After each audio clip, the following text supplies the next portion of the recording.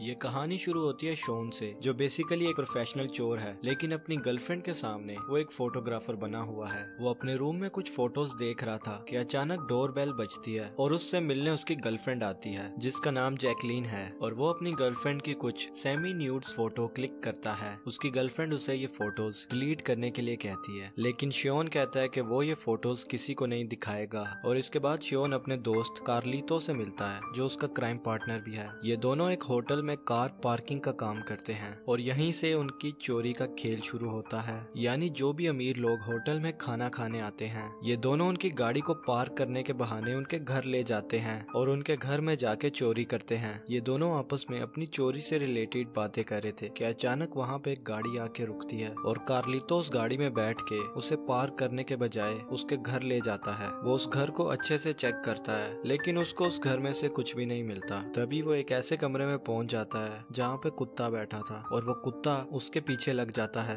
और कार्लितो वहाँ से डर के मारे भाग आता है। इसके बाद होटल के सामने एक महंगी तरीन गाड़ी आके रुकती है और इस गाड़ी को देख के उन दोनों की लालच बढ़ जाती है। शियोन कार्लितो से कहता है कि पिछली दफा चोरी करने तुम गए थे और इस दफा मैं जाऊंगा। शियोन गाड़ी में बैठता है और उस गाड़ी को सीधा उस आदमी के घर पे ले जाता है। घर में घुसने के बाद शियोन को टेबल पे एक नया एटीएम कार्ड दिखाई देता है और वो खुशी से पागल हो जाता है। वो उसी घर के फोन से उस एटीएम को एक्टिवेट करवाता है। इसके बाद उसकी नजर एक ऐसे कमरे में पड़ती है जिसपे बहुत बड़ा ताला लगा था और वो सोचता है कि इस कमरे में तो बहुत सा कीमती सामान होगा। कमरे में घुसने के बाद उसे एक चेक बुक नजर आती है। वो उस चेक बुक की फोटो लेता है और मोबाइल के फ्लैश में उसे एक लड़की नजर आती है और वो बहुत डर जाता है। वो देखता है कि इस लड़की को बांध रखा है और वो लड़की शियोन से मदद मांगती है। शियोन उस लड़की को वहाँ से निकालना चाहता है, लेकिन तभी उसे कार्लितो का फोन आता है। कार्लितो उसे बताता है कि उस अमीर आदमी ने खाना खा लिया है और वो आदमी अपनी गाड़ी का वेट कर रहा है। जल्दी जल्दी में शियोन उस लड़की की मदद नहीं कर पाता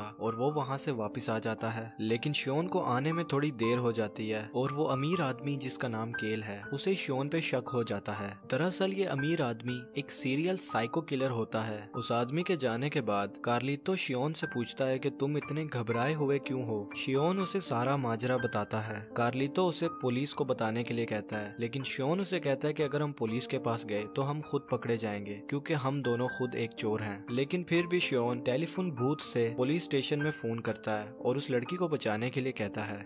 केल को घर जाने के बाद पता चल जाता है कि उसके घर पे कोई तो आया था, इसलिए वो पहले ही एक लड़की को अपने घर पे बुला लेता है। थोड़ी देर बाद उस सीरियल किलर के घर पे पुलिस आ जाती है, लेकिन उनको वहाँ पे कुछ भी नहीं मिलता। शियोन छुप के ये सब कुछ देख रहा होता है। इसके बाद शियोन और उसका फ्रेंड दोनों फैसला करते हैं कि वो खुद जाके उस लड़की को बचाएंगे और वो दोनों खिड़की के जरिए अंदर घुस जाते हैं। शियोन ये देख के हैरान रह जाता है कि वहाँ पे पहले जैसा कोई भी कमरा नहीं होता। ये सब उस सीरियल किलर की प्लानिंग का हिस्सा है। वो साइको किलर पुलिस में कंप्लेन करता है कि उसके घर में चोर घुस गए हैं और ये दोनों पुलिस की गाड़ी की आवाज सुन के जैसे तैसे वहाँ से भाग जाते हैं। दूसरी तरफ वो किलर उस लड़की को दूसरी जगह पे शिफ्ट कर देता है और एक बड़े से लोहे के पिंजरे में कैद कर देता है और उस लड़की को बहुत टॉर्चर करता है और बार बार उससे पूछता है कि तुम्हें बचाने के लिए कौन आया था। वो लड़की उसे सारी बात बता देती है। इसके बाद वो सीरियल किलर शियोन की गाड़ी में एक ट्रैकर लगा देता है। अब शियोन जहाँ भी जाएगा उसे पता होगा। शियोन उस सीरियल किलर के पीछे हाथ धो के पड़ गया था। इसके बाद शियोन FBI के पास जाता है और उन्हें घर की लोकेशन और उस लड़की के बारे में सारी बात बताता है।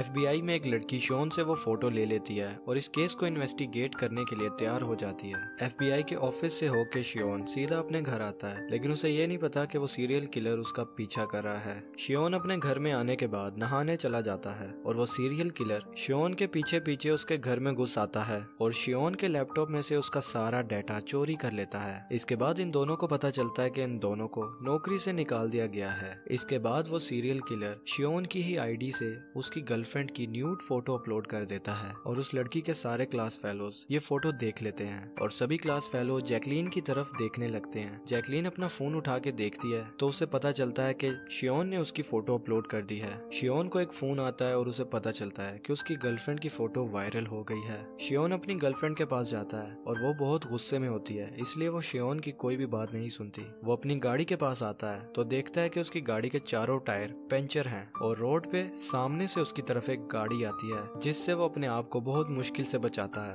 शियोन समझ जाता है कि ये सब कुछ वो सीरियल किलर कर रहा है। शियोन की गर्लफ्रेंड अपने घर जा रही होती है, तभी वहाँ पे साइको किलर आ जाता है और वो उसे जान से मारने की कोशिश करता है, लेकिन तभी वहाँ पे जैकलीन की फ्रेंड आ जाती है और वो सीरियल किलर वहाँ से भाग जाता है। दूसरी तरफ FBI वालों को पता चलता है उस लड़की का नाम कैथी है और वो 3 हफ्तों से गायब है और अब FBI वालों को लगता है कि सियोन सच बोल रहा है। इसके बाद सियोन अपनी गर्लफ्रेंड से मिलने हॉस्पिटल में जाता है, लेकिन उसकी गर्लफ्रेंड उसे वहां से जाने के लिए कहती है। सियोन ये सारी बात अपने फ्रेंड को बताने के लिए कॉल करता है और दूसरी तरफ वो साइको किलर सियोन के फ्रेंड के घर में होता है। कार्लितो जैसे ही सामान रखने के लिए अलमारी खोलता है तो वो सीरियल किलर कार्लितो पे हमला कर देता है और उसे जान से मार देता है। सियोन को इस बात का पता चल जाता है कि उसका दोस्त अब मर चुका है। वो कंफर्म करने के लिए वीडियो कॉल करता है और जैसे ही वो किलर वीडियो कॉल उठाता है सियोन उसका स्क्रीनशॉट लेके FBI को भेज देता है जहाँ पे उसके दोस्त का कत्ल हुआ होता है। वहाँ पे पुलिस पहुँच जाती है। सियोन पुलिस को उस किलर के बारे में सब कुछ बताता है, लेकिन पुलिस उसकी बात पे यकीन नहीं करती। इसके बाद सियोन सबूत ढूंढने के लिए किलर के घर पे जाता है और किलर को इस बात का पहले से ही पता होता है क्योंकि उसने सियोन पे पूरी नजर रखी है।